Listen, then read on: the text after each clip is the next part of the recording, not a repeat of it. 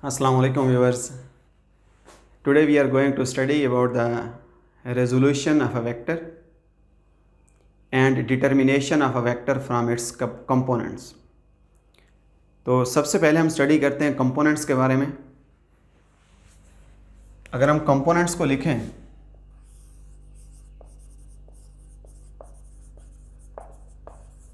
Components of a vector,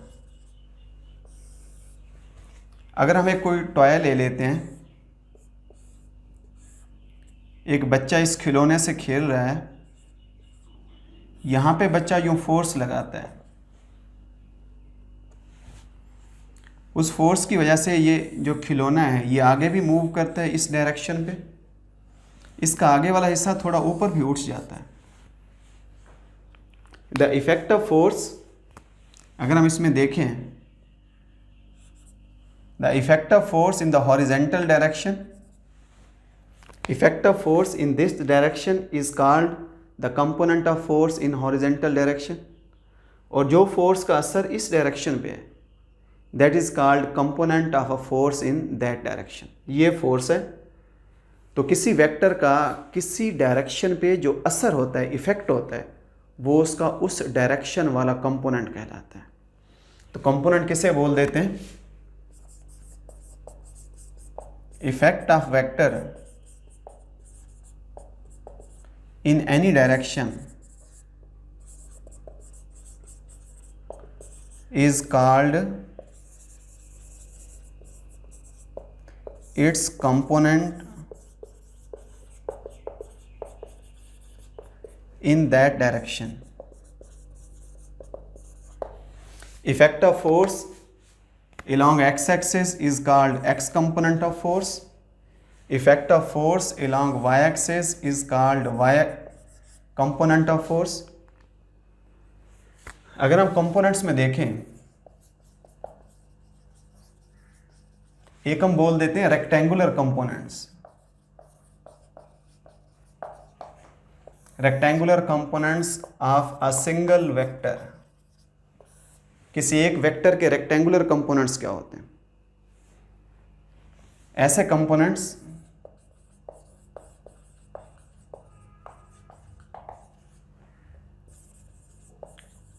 which are perpendicular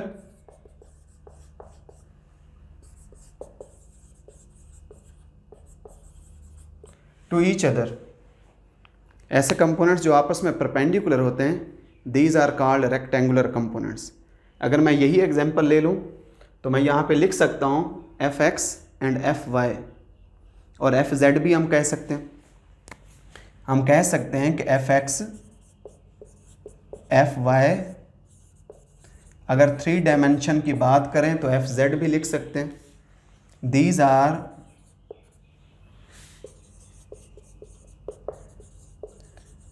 rectangular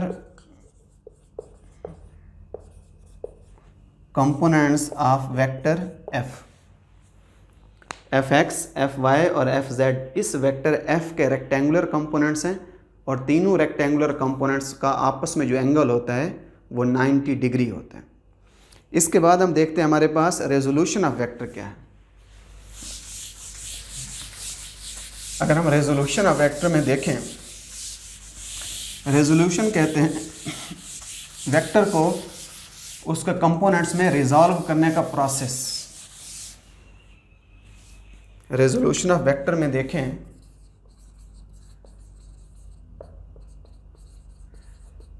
resolution of a vector in 2 dimensional system.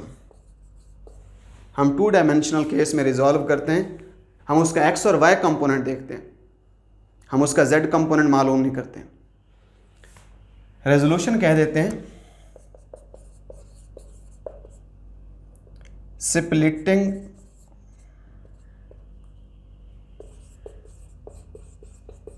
Of a vector into its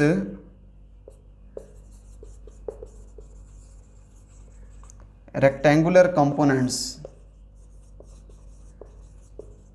That process is called resolution. The process in which a vector is resolved into its rectangular components. That process is called resolution of a vector. हम कहते हैं हमारे पास suppose ये एक vector है, ये x axis है, ये हम कह देते हैं वाई एक्सेस हैं, ये ओरिजिन है। सपोज ये एक वेक्टर है ओ से लेकर पी तक, इस वेक्टर को कह देते हैं ए। इस क्वेश्चन को सॉल्व करने के बाद हम ये वाला एमसीक्यू, हमें कहा जाता है कि एक वेक्टर 10 न्यूटन है एट 60 डिग्री, फाइंड ए एक्स ए वाई। हम इसको इस एमसीक्यू को सॉल्व कर सकते हैं इस टॉपिक को पढ़ने के बाद कि एक वेक्टर है, उसकी मैग्नीट्यूड गिवन है, उसके एंगल, उसका ओरिएंटेशन गिवन है कि इतनी ओरिएंटेशन पे है। क्वेश्चन है कि आप उसके कंपोनेंट्स को मालूम करें। इधर भी हम यही करने जा रहे हैं कि हमें एक वेक्टर ए दिया गया है, उसका हॉरिजेंटल के साथ जो एंगल है ये भी हमारे पास ये गिवन है। क्वेश्चन है कि हमने इसको रिजॉल्व करके उसके रेक्टेंगुलर कंपोनेंट्स मालूम करने। अगर मैं यहाँ से परपेंडिकुलर यूँ फेंकता हूँ, ये इस पॉइंट सपोज वो एम पे इंटरसेक्ट करते हैं, ओ से एम तक ये उसका एक्स कंपोनेंट। अगर इसको वेक्टर फॉर्म में लिखना चाहते हैं तो यूं लिख दें। मैं इसका परपेंडिकुलर फेंकता हूं ऑन द वाई एक्सिस, यहाँ पॉइंट एन पे इंटरसेक्ट करता है, ओ से लेकर एन तक ये इसका वाई कंपोनेंट। तो ये हमारे पास इस वेक्टर के दो कंपोनेंट्स आ गए हैं। X component, the effect of vector A along x axis is called its x component. The effect of vector a along y axis is called its y component. अब हमने इन कंपोनेंट्स को मालूम करना है। अगर मैं इस ए वाई को यहाँ से उठा के यहाँ पे शो कर दूँ, अगर ये ए वाई है ओ से लेकर एन तक, तो ये एम से लेकर पी तक ये भी क्या होगा, ए वाई। इसकी डायरेक्शन भी अपवर्ड है, इसकी डायरेक्शन भी अपवर्ड। अब कौन सी ट्राइंगल बन गई है, ओ एम पी। अब इसमें ट्रिग्नोमेट्री को पढ़ते हुए ये ट्रिग्नोमेट्रिक हमारे पास एक डायग्राम बन गई है, ट्राइंगल है। ट्रिग्नोमेट्री को पढ़ते हुए हम डायरेक्शंस को नहीं देखा करते, साइड की लेंथ और उसके 3 एंगल्स और 3 लेंथ्स को देखते हैं। इस साइड की लेंथ कितनी है, ए एक्स की मैग्नीट्यूड, इस पर एरो नहीं लगा रहा। ये लेंथ कितनी है, ए वाई की मैग्नीट्यूड, और ये लेंथ कितनी है, ओ से लेकर पी तक ये वेक्टर ए की मैग्नीट्यूड। ये एंगल कितना है, थीटा। अब इस ट्राइंगल में देखें, in triangle O M P हमें दो चीज़ें दी गई हैं, वेक्टर गिवन है, उसका एंगल भी गिवन है, हाइपोटेनियस का भी पता है और इस एंगल का भी पता है। हमने बेस को मालूम करना है, हम इस पे कॉस थीटा का फार्मूला यूज़ करते हैं। In triangle cos theta is equal to base, angle के सामने वाली साइड हमेशा परपेंडिकुलर होती है। जो साइड परपेंडिकुलर के साथ 90 का एंगल बनाए वो साइड बेस कहलाएगी, और तीसरी साइड जो होती है वो हाइपोटेनियस। तो base divided by hypotenuse O P, cos theta is equal to A X divided by A. तो यहाँ से ए एक्स क्या आ जाएगा, ए इस साइड पे मल्टीप्लाई होगा ए कॉस थीटा। ये उसका एक्स कंपोनेंट की मैग्नीट्यूड है। वेक्टर की magnitude multiplied by cosine of the angle, इनको मल्टीप्लाई करते हैं। अगर मैं इसको वेक्टर की फॉर्म में लिखना चाहूँ, मुझे पता है कि ये vector along the X axis है। एक्स एक्सेस की डायरेक्शन को शो करने के लिए यूनिट वेक्टर आई यूज़ करते हैं। मैं बोथ साइड्स को आई से मल्टीप्लाई कर देता हूँ। ए एक्स आई इधर आ जाएगा, ए कॉस थीटा आई। ये वेक्टर की मैग्नीट्यूड, आई उसकी डायरेक्शन, ये दोनों चीज़ें मिल के क्या बन जाएगा, ये वेक्टर उसकी मैग्नीट्यूड है ए कॉस थीटा और डायरेक्शन के लिए क्या है हमारे पास, ये आई। तो यूँ भी हम लिख सकते हैं, ये वेक्टर उसकी मैग्नीट्यूड ए कॉस थीटा, उसकी डायरेक्शन किधर है, आई। आई शो कर रहा है कि ये component along the X axis है। अगर हम उसके वाई कंपोनेंट के लिए देखें, in the triangle O M P, हम इस पे यूज़ करते हैं साइन थीटा। इसी पे देखें, इसी को उठा के मैंने दोबारा ट्राइंगल खींच दिए। अगर इस ट्राइंगल में देखें, साइन थीटा क्या है, perpendicular divided by hypotenuse. Perpendicular है ए वाई, हम यहाँ पे ए वाई के ऊपर एरो नहीं लगाएंगे, साइड की लेंथ लिखते हैं, मैग्नीट्यूड लिखते हैं। तो this is equal to perpendicular divided by hypotenuse, sine theta is equal to A Y की मैग्नीट्यूड डिवाइडेड बाई ए की मैग्नीट्यूड। तो ए वाई ए साइड पे मल्टीप्लाई होगा, A is equal to A sine theta. अब ये इसका Y component की magnitude है। अगर हम इसको वेक्टर फॉर्म में देखें, हमें पता है वाई एक्सिस के लिए यूनिट वेक्टर जे होता है, हम दोनों साइड्स को जे से मल्टीप्लाई कर देते हैं, ए साइन थीटा इंटू जे। ये वेक्टर की मैग्नीट्यूड और ये उसकी डायरेक्शन, मैग्नीट्यूड और डायरेक्शन मिलके वो वेक्टर बनाएंगे, हम उस वेक्टर को ए वाई वेक्टर कह देते हैं। This is equal to A sine theta into J. ये हमारे पास वेक्टर, ये वाई वेक्टर की मैग्नीट्यूड है और ये जो उसका वाई कंपोनेंट है ये डायरेक्शन की फॉर्म है। ये एक्स कंपोनेंट हमारे पास मैग्नीट्यूड की फॉर्म में है और ये वेक्टर की फॉर्म में। अब हम उस एमसीक्यू को सॉल्व करते हैं। हमें एक वेक्टर गिवन है कि जिसकी मैग्नीट्यूड 10 न्यूटन है, वो 60 के एंगल पे है। बताएं उसका एक्स कंपोनेंट कितना है और उसका वाई कंपोनेंट कितना है। हमें पता है कि एक्स कंपोनेंट किसके बराबर है, ए कॉस थीटा। जो इसका 60 एंगल है, 60 किसके साथ है, हॉरिजेंटल के साथ है, विद एक्स एक्सिस, वाई के साथ नहीं है। कभी कभी एमसीक्यू में दे देते हैं एंगल वाई के साथ शो करते हैं, फिर वहाँ स्टूडेंट थोड़ा कंफ्यूज होता है, क्योंकि यहाँ पे जो इस फार्मूले में एंगल यूज़ कर रहे हैं, ये एंगल जो फाइनल फार्मूले में आ रहा है, this is angle with the X axis. तो ए की मैग्नीट्यूड कितनी है, 10 न्यूटन। कॉज ऑफ क्या आ जाएगा, 60। कॉस 60 हमारे पास 1/2 है। एक एक्स कंपोनेंट क्या आ जाएगा, 5, क्योंकि जो वेक्टर है वो भी फोर्स का वेक्टर है, न्यूटन। जो उसका कंपोनेंट होगा वो भी फोर्स का होगा, उसके यूनिट भी न्यूटन। इसका वाई कंपोनेंट क्या आ जाएगा, ए sine theta.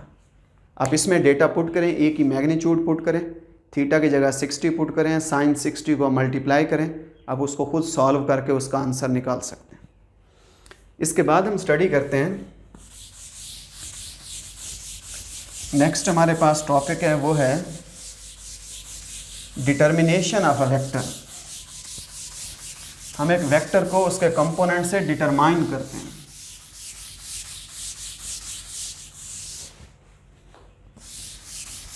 Determination of a vector from its components, यानी इसमें हमें कंपोनेंट्स गिवन है। एक एक्स कंपोनेंट इतना है, जो ए का वाई कंपोनेंट है वो 1 न्यूटन है। क्वेश्चन है ए को मालूम करें और थीटा मालूम करें। अब हमारा ये एमसीक्यू है, हमने टॉपिक पढ़ने के बाद इस एमसीक्यू को सॉल्व करना। कंपोनेंट्स गिवन है, वेक्टर मालूम करना है, उसकी मैग्नीट्यूड क्या होगी, उसकी डायरेक्शन क्या होगी। इसको बोल देते हैं, कौन सा टॉपिक है ये, डिटर्मिनेशन ऑफ अ वेक्टर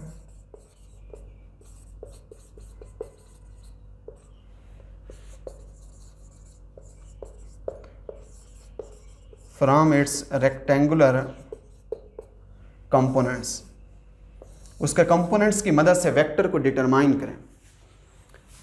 तो हम एक्सप्लेनेशन में लिख देते हैं, let we have the components of a vector, X axis, Y axis ये ओरिजिन, एक उसका ये हमारे पास x कंपोनेंट है,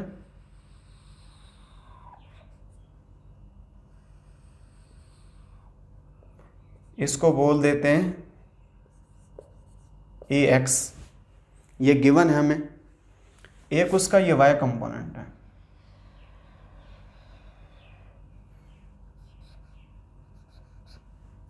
the y component of a vector, इसको बोल देते हैं ये क्या है, ay।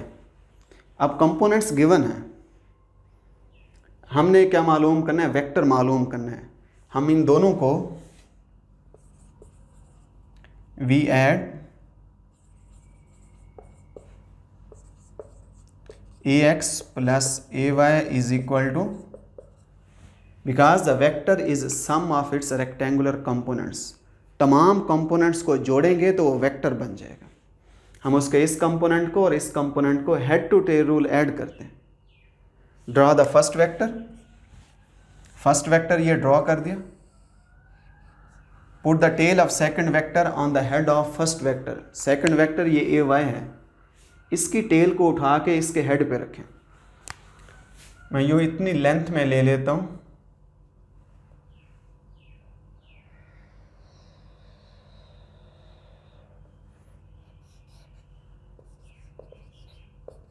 हमने सेकंड वेक्टर की टेल को उठा के, हमने ए वाई की टेल को उठा के ए एक्स के हेड पे रख दिया।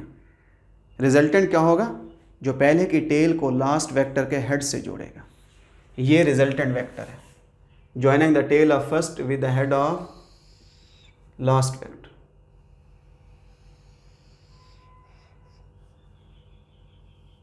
अब ये रिजल्टेंट वेक्टर ए आ गया। रिजल्टेंट वेक्टर हॉरिजेंटल के साथ कितना एंगल बना रहा है, थीटा। अब हमें बेस का भी पता है कि एक्स कंपोनेंट कितना है, परपेंडिकुलर का भी पता है, हमें उसके हाइपोटेनियस का नहीं पता, जिसको पैथागोरियन थ्योरम से मालूम कर सकते हैं, और हमें इस एंगल का नहीं पता। अगर मैं इस पे लगा दूं एज हाइपोटेनियस स्क्वायर ओ से लेकर पी तक, hypotenuse square is equal to O M square base square plus perpendicular square. Hypotenuse O P किसके बराबर है, ए, ओ एम किसके इक्वल है, ए एक्स,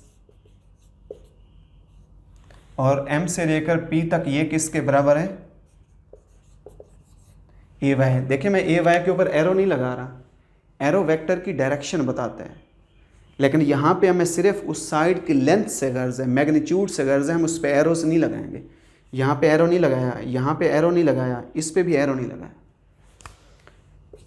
तो दोनों साइड्स पे अगर हम अंडर रूट लें तो वेक्टर की मैग्नीट्यूड किसके बराबर है, ए एक्स स्क्वायर प्लस ए वाई स्क्वायर। इस तरीके से हम रिजल्टेंट वेक्टर की मैग्नीट्यूड मालूम करते हैं। कंपोनेंट्स दिए गए थे, कंपोनेंट्स को यहाँ पे पुट करें तो उसकी मैग्नीट्यूड आ जाएगी।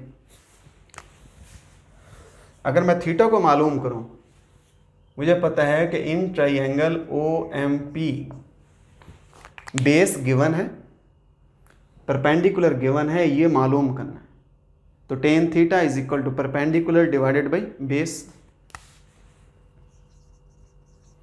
Ten theta is equal to perpendicular M P divided by base.